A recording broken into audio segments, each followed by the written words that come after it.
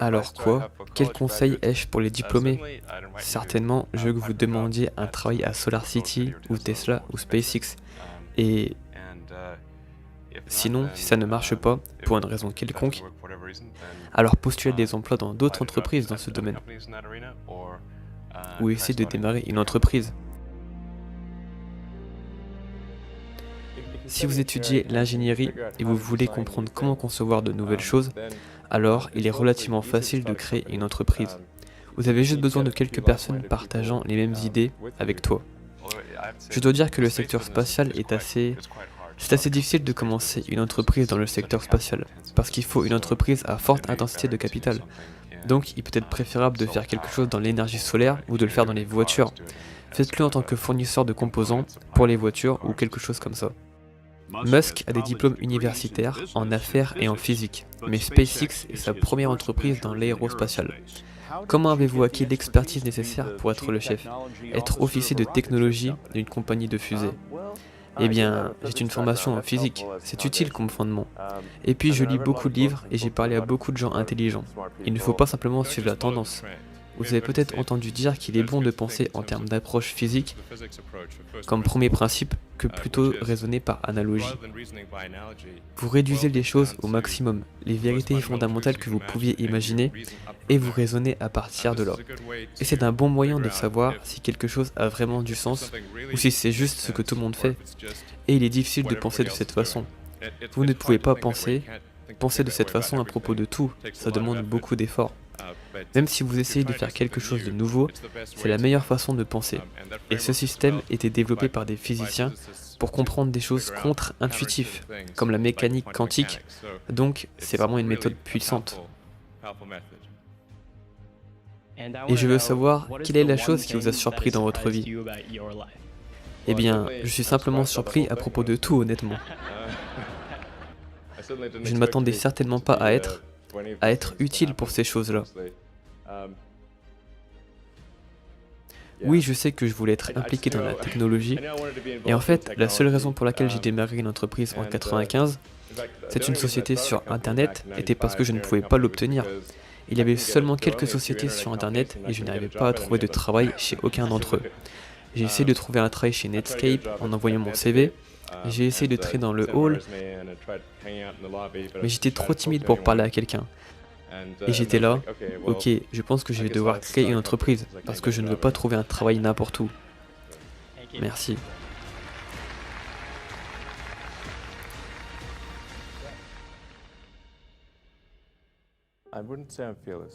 Je ne dirais pas que je suis courageux. En fait, je pense que j'ai peur. Je ressens assez fortement la peur. Mais si c'est ce que je fais est assez important pour moi, alors je surmonte juste la peur. Oui, mais ce n'est pas comme si je n'avais pas peur. Je ressens la peur plus forte que je ne le voudrais. Je pense aussi que les gens ont tendance à risquer une charge pondérale à un niveau personnel. C'est une chose si vous savez, un loyer à payer et des enfants à soutenir, et que si vous deviez dévier de votre travail, eh bien, comment allez-vous nourrir votre famille et payer le loyer? D'accord, c'est compréhensible. Mais disons que vous êtes jeune et tu sors de l'université, ou sortant de l'école secondaire ou autre. Qu'est-ce que tu risques?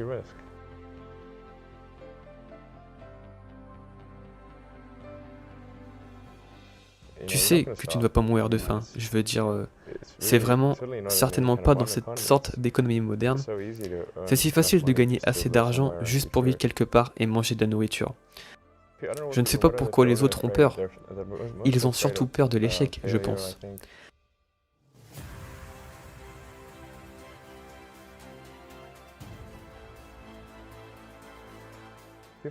Les gens devraient être moins enclins à prendre des risques quand il n'y a pas beaucoup de risques.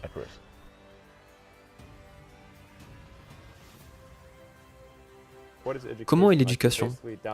Vous téléchargez essentiellement des données et des algorithmes dans votre cerveau. Et c'est en fait étonnamment mauvais comme éducation conventionnelle. Ça ne devrait pas être comme une énorme corvée. Plus vous pouvez sublimer le processus d'apprentissage, mieux c'est.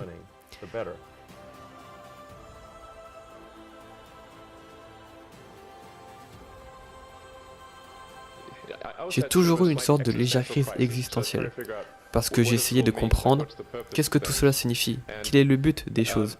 Et je suis venu à la conclusion que si nous pouvons faire progresser la connaissance du monde, si nous pouvons faire des choses qui élargissent la portée de l'échelle de la conscience, ensuite nous sommes mieux en mesure de nous poser les bonnes questions, de devenir plus éclairés, et c'est vraiment la seule façon d'avancer.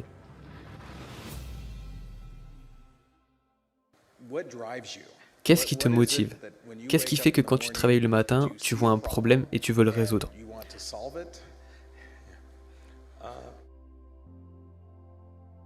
Ce qui me motive, c'est que je veux être capable de penser à l'avenir et me sentir bien à ce sujet, afin que, vous savez, savoir ce que nous faisons et savoir ce que nous pourrons faire pour l'avenir, et être aussi bon que possible. Être inspiré par ce qui est susceptible de se produire et d'attendre le lendemain.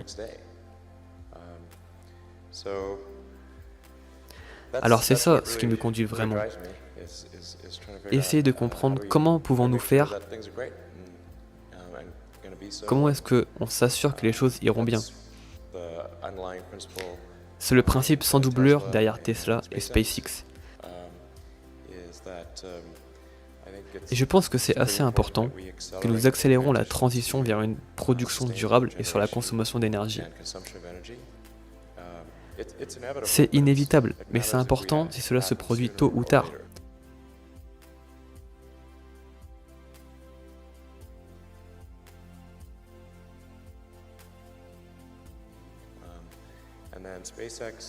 Et puis SpaceX est sur le point d'aider à rendre la vie multiplanétaire et faire ce que nous pouvons pour continuer le rêve d'Apollo. Et finalement faire une contribution à ce que la vie devienne multiplanétaire. Parlons-en un peu plus à ce sujet. Je pense que tout le monde est très intéressé quand vous dites rendre la vie multiplanétaire. C'est excitant, c'est excitant. Alors, quelle est votre vision sur ça? Tu sais, je pense, en particulier pour les Américains, vous savez, quand on y réfléchit, l'Amérique est une nation d'explorateurs. Les gens sont venus ici par toute autre partie du monde et ont choisi d'abandonner le connu en faveur de l'inconnu. Donc je pense que l'exploration comme les États-Unis est une distillation de l'esprit humain de l'exploration. Et c'est pourquoi il fait appel aux Américains. Tu sais, vous pouvez voir cela quand il y avait une tragédie de navette et 7 personnes sont mortes. Et c'est horrible. Et vous savez combien de gens meurent tout le temps? Mais pourquoi nous soucions-nous autant de cela? Parce que c'était le rêve de l'exploration qui mourait avec ces gens.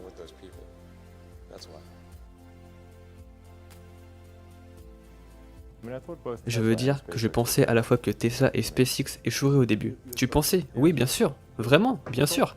Néanmoins, tu mets tout ton argent dedans. Je m'attendais à le perdre. Du moins techniquement, je le pensais.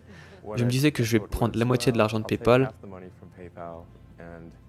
Et si je perds la moitié, ça va. Mais bien sûr, les entreprises rencontrent des difficultés.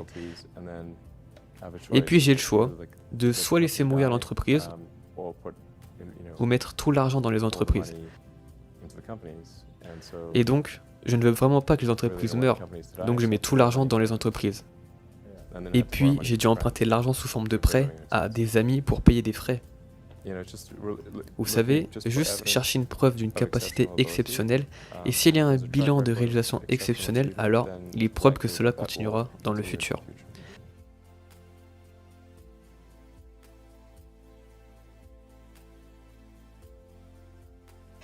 Cela dépend vraiment de l'enjeu. Si les enjeux sont importants, s'ils sont vraiment importants, alors on devrait, vous savez, surmonter la peur et juste le faire quand même. Je veux dire que conduire surpasse la peur, mais je sens la peur. C'est un peu ennuyeux. J'aimerais ne pas l'avoir. J'aimerais tant moins la ressentir.